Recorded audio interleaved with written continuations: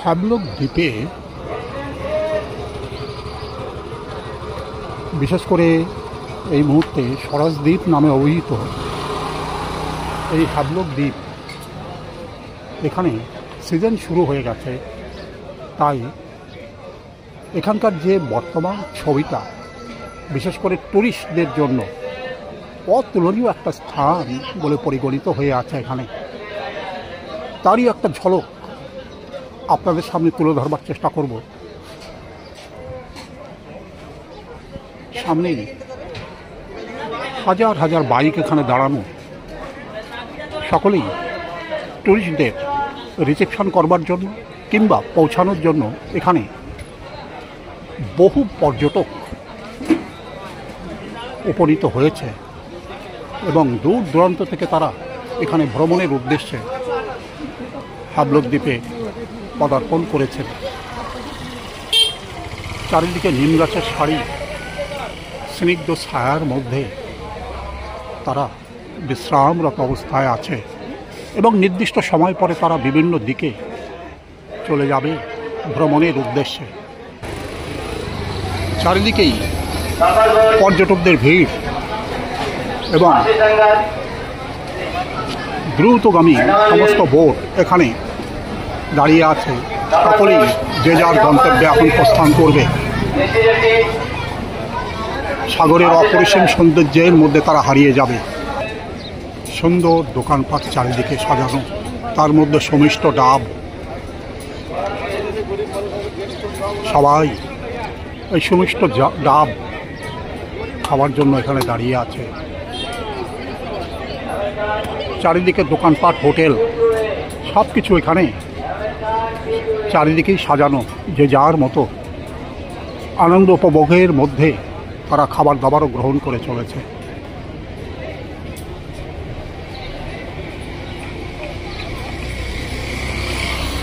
অশ্বত্থ গাছ এখানে ছায়া প্রদান করে চলেছে।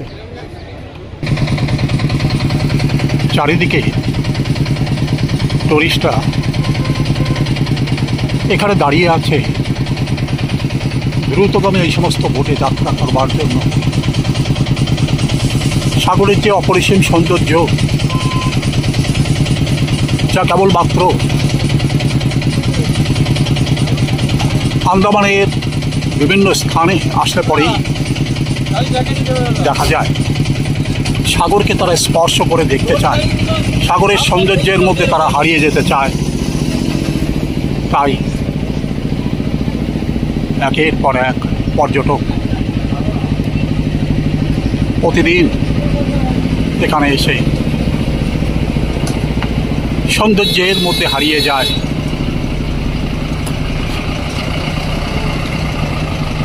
পৃথিবীর বিভিন্ন প্রান্ত থেকে এই সমস্ত পর্যটক ভ্রমণ করবার উদ্দেশ্যে তারা এই দ্বীপে এসে হাজির হন এবং আনন্দের সাথে তারা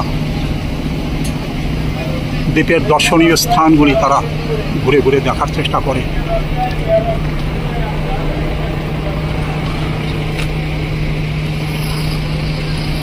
চারিদিকেই বোট সাজানো রয়েছে। নির্দিষ্ট সময় পরেই যাত্রীরা এই সমস্ত বোটে এলিফ্যান্ট বিচ কিংবা সাগরের গভীরে যে সমস্ত অতুলনীয় সৌন্দর্যের ভাণ্ডার, সেখানে তারা পৌঁছে যাবে এবং এক নিবিড় আনন্দের মধ্যে তারা উপনীত হয়ে যাবে। সাগরের গভীরে নিমজ্জিত যে সমস্ত সৌন্দর্যের ভাণ্ডার প্রকৃতি লুকিয়ে রেখেছে, কাছ থেকে দেখার জন্য তারা নরকলিং বা ডাইভিংয়ের মাধ্যমে সেই সমস্ত জায়গায় তারা পৌঁছে যাবে এবং ভ্রমণের আনন্দে তারা মশগুল হয়ে যাবে।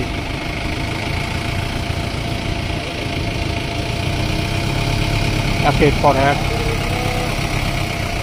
যানবাহন মালপত্র বোঝাই করে এখান থেকে বিভিন্ন হোটেলের উদ্দেশ্যে রওনা দিচ্ছে। কারণ প্রতিদিন এখানে হাজার হাজার পর্যটক বিভিন্ন হোটেলে অবস্থান করে থাকে।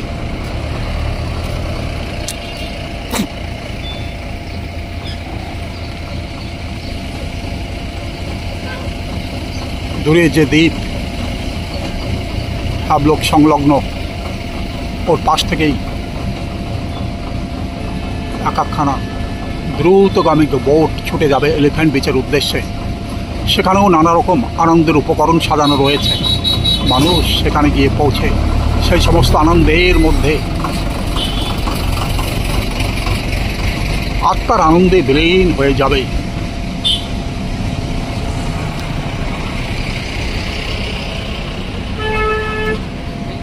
সাগর যেমন তার সৌন্দর্য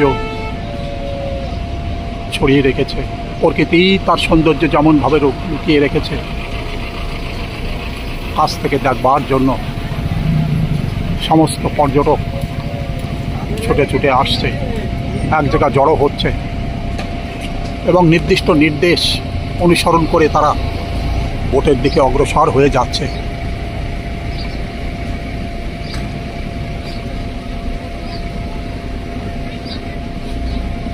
তারা দূর দূরান্ত থেকে এখানে এসে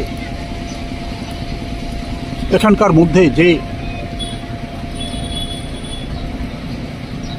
অতুলনীয় সৌন্দর্যের ভাণ্ডার লুকিয়ে আছে তারা কাছ থেকে দেখবার চেষ্টা করবে, স্পর্শ করবার চেষ্টা করবে।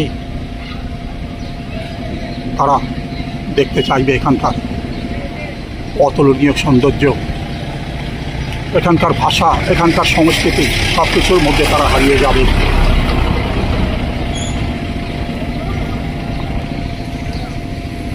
বিভিন্ন প্রান্ত থেকে যে সমস্ত পর্যটক আসেন, সময় সময় তাদের ভাষা অন্যরকম হওয়া সত্ত্বেও এখানে সমস্ত ভাষাভাষীর লোকেরাই বেড়াতে আসেন, কিন্তু ভাষাটা তাদের কাছে কোনো প্রবলেম ক্রিয়েট করে না, কারণ এখানে সবাই সমস্ত ভাষার মানুষই হাবলক দ্বীপে অবস্থান করে আছে। বিশেষ করে হিন্দি ভাষার প্রচলন এখানে বিশেষভাবে রয়েছে, তাই এখানে যে কোনো পর্যটক বেড়াতে আসলে তাদের ভাষার কোনো অসুবিধা হয় না।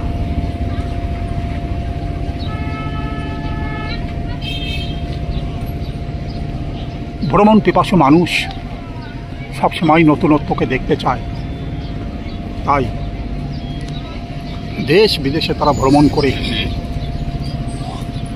এই আনন্দের মধ্যে তারা হারিয়ে যেতে চায়।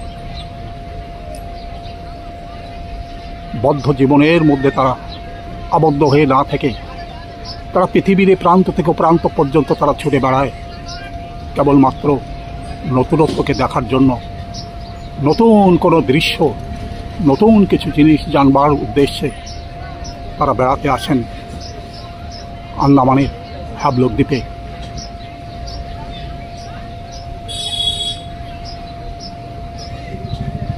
আন্দামানের বিভিন্ন প্রান্তে বিভিন্ন রকম সৌন্দর্যের ভাণ্ডার এখানে পড়ে আছে, সেই সমস্ত ভাণ্ডারের মধ্যে তারা হারিয়ে যেতে চায়। বহু পর্যটক এই মুহূর্তে দ্রুতগামী বোটের দিকে এগিয়ে যাচ্ছে এবং নির্দিষ্ট ছিটে গিয়ে বসছে। তারা একটু পরেই পৌঁছে যাবে এলিফ্যান্ট বিচের উদ্দেশ্যে, অথবা কেউ কেউ এখান থেকে চলে যাবে ডাইভিংয়ের উদ্দেশ্যে, নরকলিংয়ের উদ্দেশ্যে। আবার ঘুরে ফিরে ঠিক যেমন একখানা বোট ফিরে আসছে, এভাবেই নির্দিষ্ট সময়ের পরে তারা ফিরে আসবে এই প্রান্তে।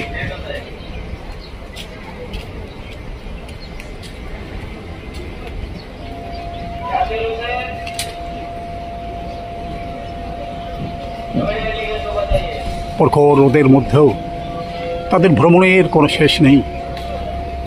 তারা এ প্রান্ত থেকে প্রান্ত পর্যন্ত রোদের মধ্যে, বৃষ্টির মধ্যেই তারা ভ্রমণ করে বেড়াচ্ছে।